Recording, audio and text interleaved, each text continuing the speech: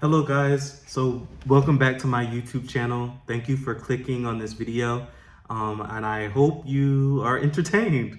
So I'm gonna try to speak from the heart, let it all flow out, because a lot of times I feel like I get stuck in the middle of my thought process and I'm not really articulating what I am trying to say. So I'm gonna try to do a better job at that. So sorry it's been so long since I've posted. The reason why I haven't posted is because I actually quit my job. Now, I don't know if I mentioned this in previous episodes, but I was working for the company for about a year and a half, and then unfortunately they had to lay me off due to some economics or due to their budget. And so when they laid me off, I was unemployed for about a month or so.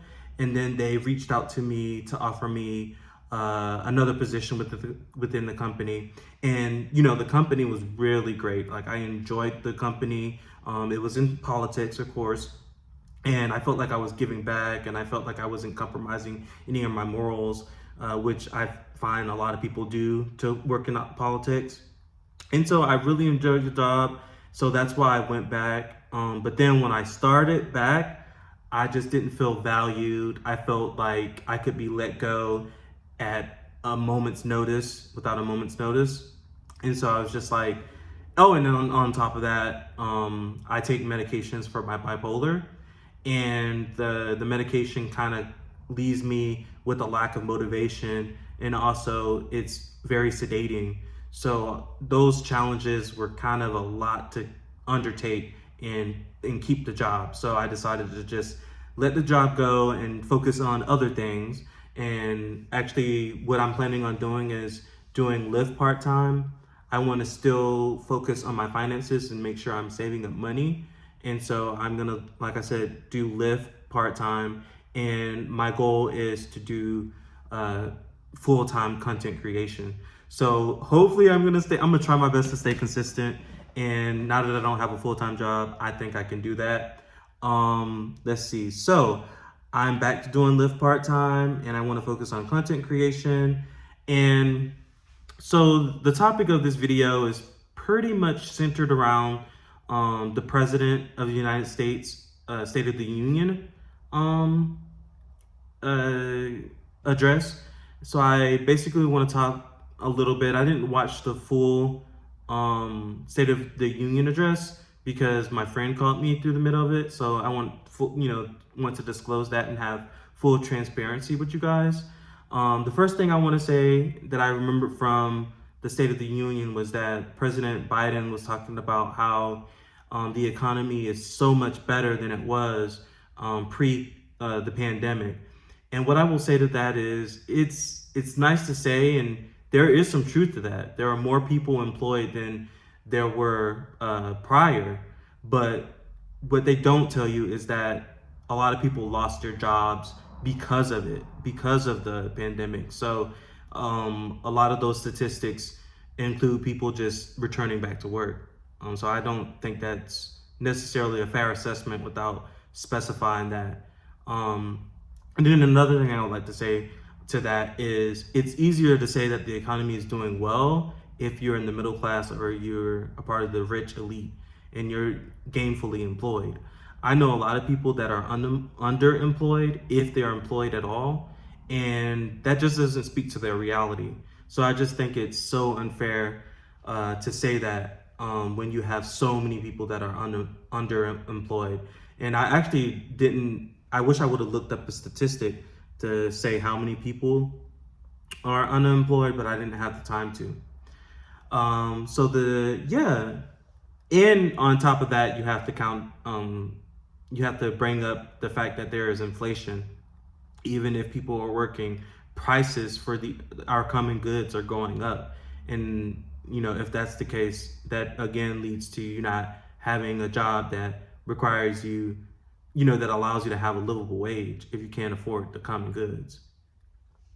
And then of course, this is everybody, was aware of this. He talked about his predecessor, which was Trump. He didn't list him by name, and I think that was tactful, because this is a State of the Union. You don't want to necessarily focus on the Republicans. You want to spend most of your time talking about your accomplishments and what you're looking to do in your next term.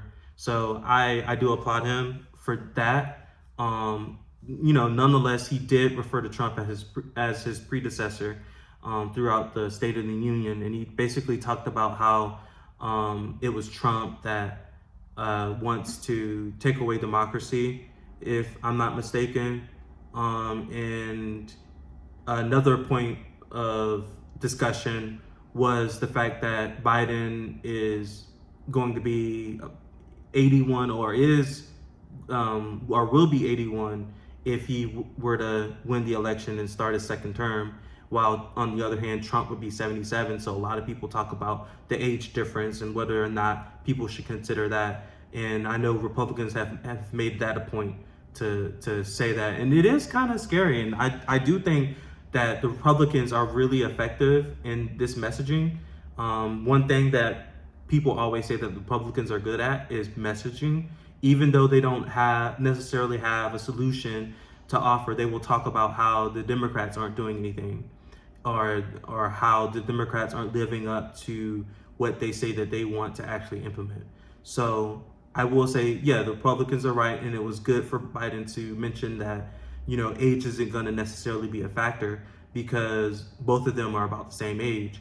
And that's true. And there are instances where Trump, doesn't seem all the way there himself. So I think that was a very, very valid point to bring up.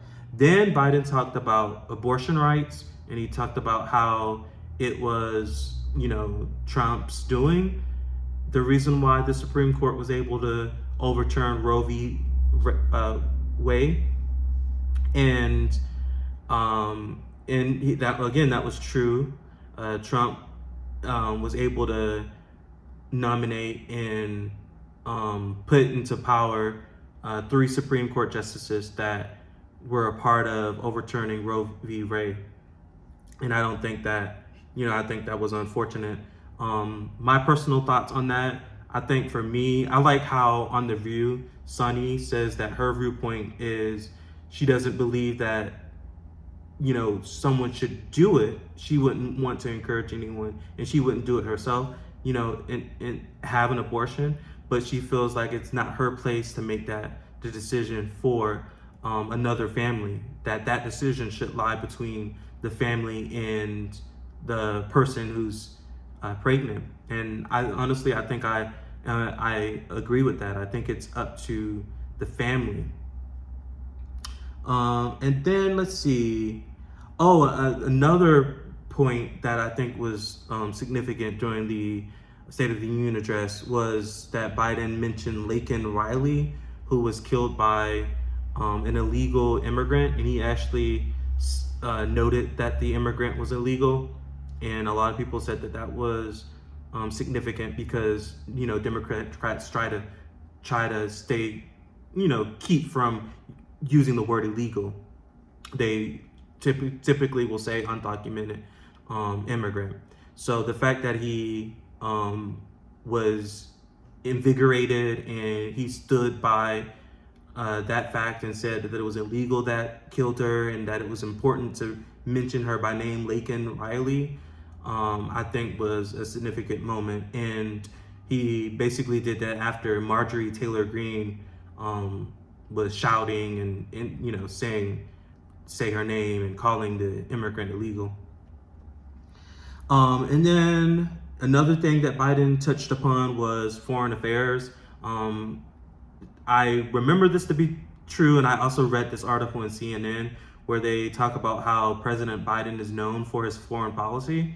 And I think that that's the case because even when he was vice president, that was one of his, I believe that was one of this areas that he was responsible for. So as president, and then on top of that, as president, he's dealing with the war in Ukraine that Russia started, and then the war in Gaza, between Gaza, the Gazians, and Italy. So we have those two wars going on, and he basically said that there needed to, if I'm not mistaken, that there needed to be a pause in Gaza. They needed to stop. Oh, I do remember him saying that he would not allow human soldiers, our human soldiers, or our human troops here in America to go into Gaza. But he said that it was important that they opened a port to allow, access to food and water and those critical things that the Gazians need to be able to live. And he also talked about how important it was for us to stand with Ukraine, and us not standing with them could show, the West as being weak and not backing the countries that are in NATO. Oh, and then another thing he mentioned was that I think Switzerland, has joined NATO the same day that the union was, that he was addressing this. So, and then the last thing I'd like to talk about was, again, Biden touched on the economics of the country. He talked about raising the taxes for the rich and for corporations. It's kind of hard to believe that. Well, it's not hard to believe that he would say that. That's a typical talking point for the Democrats, is that they're going to raise taxes on the wealthy so that they can fund some of these government programs that help the everyday people. And of course, that's going to resonate with people because most of the country is struggling.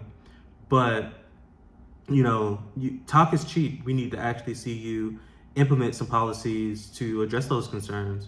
To make that a reality, and show us that you really want to do something for the everyday Americans.